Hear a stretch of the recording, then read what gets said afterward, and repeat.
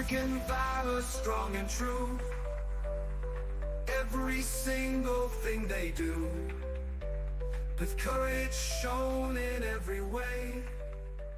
They save and serve, come what may. Yaa Asantewaa was born around 1840 in Bisis, part of the Ashanti Empire, which is now within modern-day Ghana.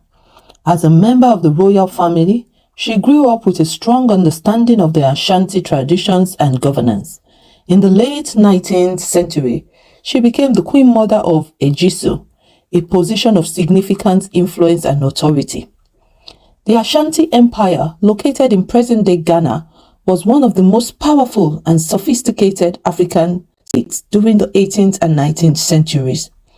The Ashanti people, known for their rich culture and advanced governance, had a centralized government with a king, the Ashanti, at the apex of power. The golden stool, a sacred symbol, represented the soul of the Ashanti nation and the unity of its people.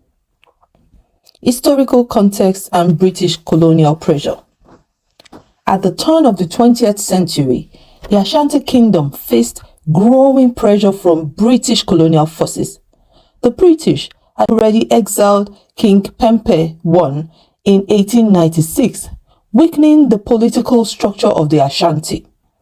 The tension escalated in 1900 with the British governor, Sir Frederick Hodgson, who demanded the golden stool, a sacred symbol of Ashanti sovereignty. This demand was seen as a profound insult and a direct threat to the Ashanti identity and independence. Series of Anglo-Ashanti Wars. The relationship between the British and the Ashanti was marked by a series of conflicts known as the Anglo-Ashanti Wars. These wars were fought over control of territory, trade routes, and the influence of the Ashanti over neighboring regions. The most significant conflict included First Anglo-Ashanti War, 1823 to 1831, triggered by disputes over trade and territory. This war ended with the Treaty of 1831, where both parties agreed to respect each other's boundaries. Second Anglo-Ashanti War, 1863 to 1864, sparked by further territorial disputes. This war saw limited engagement and resulted in a stalemate. Third Anglo-Ashanti War, 1873 to 1874, also known as the War of the Umbrella. The British, under General Sir Garnet Wolseley, captured Kumasi, the Ashanti capital. This war ended with the Treaty of Fomena, in which the Ashanti had to pay indemnities and cede territories. The Golden Stool Incident. The Golden Stool, an emblem of Ashanti unity and sovereignty, held immense cultural and spiritual significance. In March 1900, Sir Frederick Hodgson, the British governor, demanded that the Ashanti people hand over the Golden Stool so he could sit on it. This demand was seen as a profound insult and a direct attack on Ashanti identity. The Ashanti leaders were infuriated as the stool was not just a royal seat, but a sacred symbol that no outsider was permitted to see, let alone sit upon. Yaa Asantewaa's call to arms. In response to this insult, a council of Ashanti leaders convened to decide their next steps.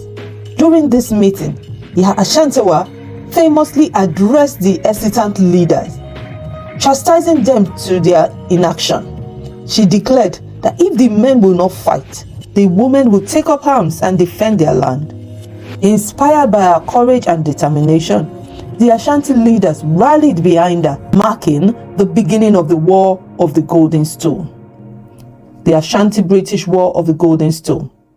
The conflict, which began in March 1900, saw the Ashanti forces employing guerrilla tactics to combat the British.